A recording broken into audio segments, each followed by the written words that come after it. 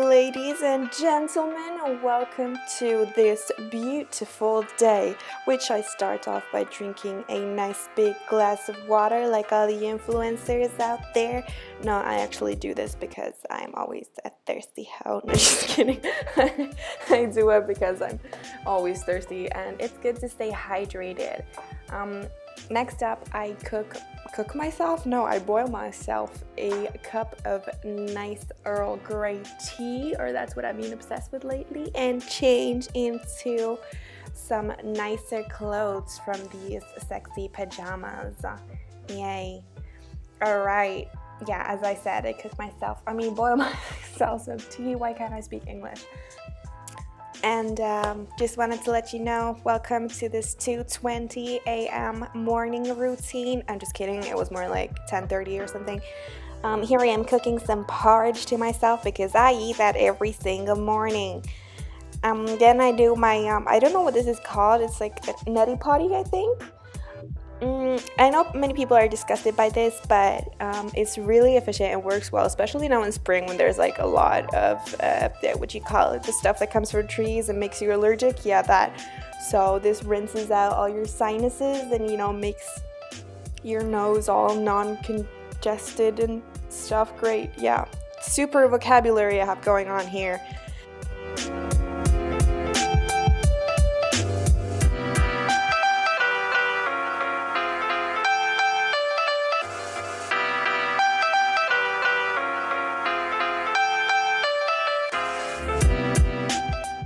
In here I'm just checking to see if my boyfriend had woken up, but I wasn't actually sure. I think he had, so that's why I'm making so much noise. I used to hate milk and tea, but now I really like it, especially in Earl Grey. I don't really drink it with anything else, like I don't put milk in my tea otherwise.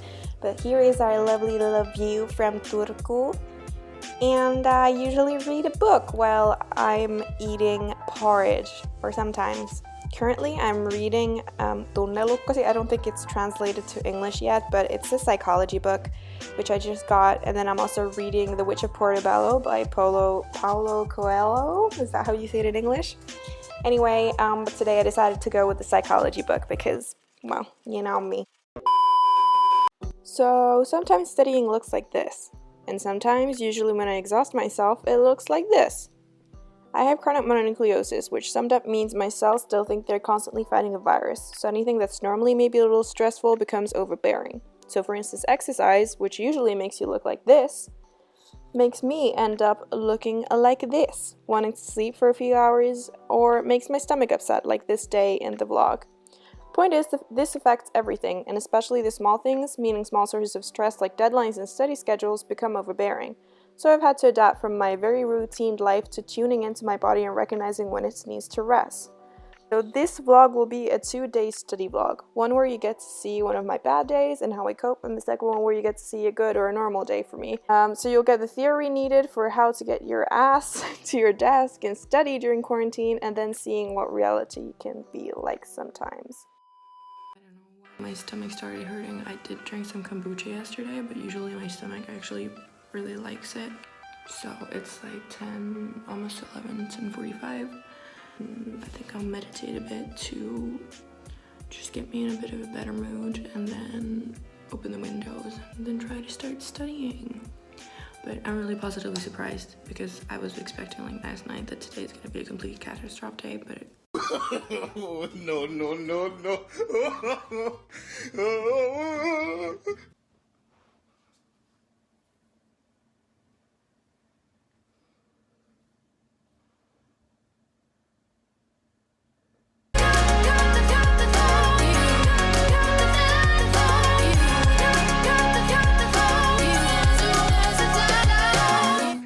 today, and meditation just made me realize that I'm tired, so I'm gonna go and take a nap and see if that's gonna help my mood improve.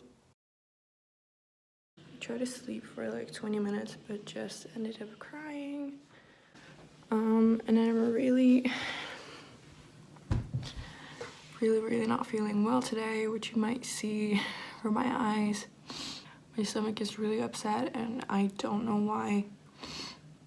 I'm gonna go and take some stuff that might calm it down. Probably not, but it's worth a shot. And I'm so happy that I have chicken soup in the freezer that I'm gonna take now to defrost so that I can eat it as a lunch. It's currently 12:13. Today is just not my day, but at least you get to see a realistic bad day of my life. Oh my god. I'm just waiting for my boyfriend to brush his teeth so that I can go and hug him. Sorry if this triggers you, but I really wanted to be honest because I know that people have shitty days like I do. I just happen to have them a bit more often than normal people because of EBV. And this is just from the fact that I've been walking like an hour-long walks for 3 days straight, meaning that I've been getting my 10,000 steps, which you should be like getting every day, and which I used to be able to get every day with no problem, and it just gave me more energy and like strength and stuff. But right now exercising is just making me cry and really exhausted and makes my stomach completely upset. Better days and I have worse days, but it's still there like all the time. It's so fucking frustrating because my head is like really strong and I can make myself decide to do anything I want. But then I really have to be kind and listen to my body. I mean, it's great. I think everybody should do that and really kind of tune into their body. But that's why I can't make a study schedule because I can never keep them because I get days like this really out of the blue. Go and rest, and I think I'm gonna go and read a book or something. Maybe watch some SpongeBob. Ew, I have some slime. Sorry. Yeah, I think I'm gonna go and watch some SpongeBob. Just take it really easy today. 3 hours later. It's like 3 p.m. and I have done nothing but watched a bunch of TikToks. I think I might try to study what I'm supposed to do today. I have 5 pages left from yesterday that I need to read, or that I was thinking of reading today, and then starting or finishing the exercise, but now I can just as well start it and then finish it tomorrow. I feel so much better than in the morning. I don't understand my mood swings, honestly. This makes no sense. Okay, maybe it's because my stomach doesn't hurt as much, so usually it's very strongly correlated to that. But I got study today was I read 5 pages. And now I just have to write my essay tomorrow. So I feel like so bipolar compared to this morning, but no, I do not suffer from bipolarism. I don't have a voice. It's 10:30. I slept a bit long, but that's good because my throat is hurting. No corona, it's just I'm fighting against the flu because I haven't been able to take my normal like medication and stuff, like, you know, vitamin C and all of those.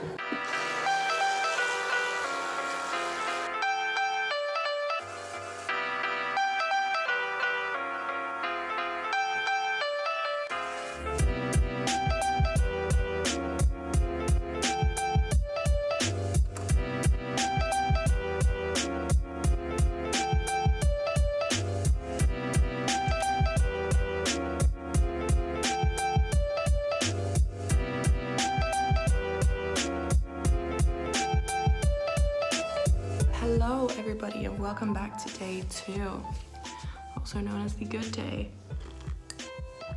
Or I mean, I've just decided that it's gonna be a good day, so today is gonna be a good day.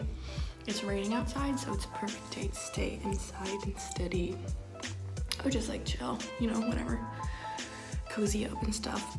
So I'm just drinking my morning tea and taking my time because I'm not in a rush anywhere. Usually I take these in the morning, yeah, which activate your, I think it's mitochondria in English, mito.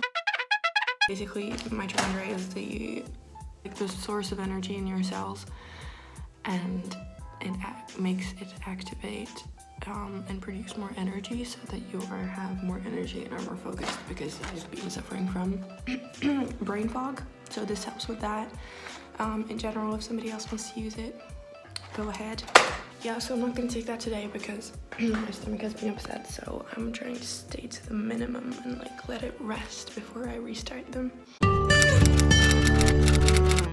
My study tip number uno is to sleep enough and eat well, stay hydrated, don't consume too much sugar, alcohol, all of that messes up with your studying. I mean, I know you're probably thinking, yeah, this is like so obvious, everybody always rants about this, but are you doing it? Are you? If you're not, why are you not? Do you want to be seen as a couch potato? No, you don't. Yeah, leave your phone in another room or like not next to your bed when you go to sleep. If you feel like your phone is disturbing you from studying, then just leave it in your cupboard or something, under your pillow or your bed, or just somewhere out of sight, out of mind, until like lunch break, and you don't touch it until lunch break. And then when it's lunch, you already have been productive for a few hours. Why do I look like Hermione Granger? 11-year-old me would be so excited right now. Goes well with the study vibe. So my second tip is to do a weekly planner, whether it's a very detailed one or then a loose kind of flowy, vibey like mine. I always start off by looking at my other calendar if I have any events for the week. As you can see, this week was very full packed. I have Joshua's wedding on Sunday, and then a meeting with Sabrina on Thursday. Well, I still haven't got the stuff for next week, so I'm just gonna kind of sketch out what I need to do. So here is the finished weekly planner, which I did. My times are from like 9 to 19-ish. I just kind of sketch out like when I kind of want to start reading. So here I put like 10:30 to 11. I give myself kind of this space. Usually, like for instance, now I've been waking up at like 10:30, but before I used to wake up at like 9:30. So just kind of giving myself space in case I have bad days and just kind of scheduling that in. And then kind of writing out what I want to do every day and counting in like the breaks, like you have a lunch break, and then kind of if you have the possibility to go on a walk, or then just kind of a stretching break or a meditation, yoga, whatever, like get your kind of juices flowing, yeah. And kind of just looking like what I want to do every day, and kind of I put in my lectures because they start on Wednesday, so I scheduled that in, and then I kind of put lectures to the morning because I'm usually kind of still, sleepy then, even though I'm a morning person, but still it takes me time to wake up. And then I put like reading or other activities like to the afternoon, and then I left off Sunday completely free. Or like put a small task or something, like in case that would be something that would be left undone. But I mostly left it free just because I like to plan a day in my week when I might have a bad day, because you never know when it's gonna happen. It could be on Wednesday, and then I'll keep the free day on Wednesday and kind of move up the schedules, what I've planned like to the other days. So just kind of planning in a bad day is always helpful for me in case I do a weekly planner. I mean, usually people keep like the weekends free, but as a law student, you really just don't have time for that. But yeah, so try to like map it out as your own style, and if a stricter one works for you, then do that. If a looser one works for you, do that as well. If you just no planner works for you, that's also great. But I feel like kind of having some kind of structure to the week just helps me see like, okay, what did I have in mind for doing today? And then you're giving yourself kind of the space that you need, and kind of I'm trying to listen to my body, which means that I'm not trying to overbear myself here. Like if someday I get more than 20 pages read, if I have planned out 40 pages to read but I get 80 pages read, that's great because I have a lot of pages to read. So this is just kind of the realistic of what I can get done in a week with my situation right now. And because it varies so much from week to week, I never know, like I can have a complete week which is gonna be like I won't be able to study, but at least I can get lectures read, and usually I can get exercises done. It's the reading that's really hard, which is great when you're in law school and have like 1,500 pages to read to your exam. Yay!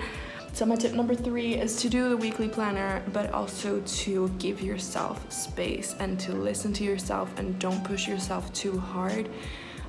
We get stressed out like all the time, like constant stress.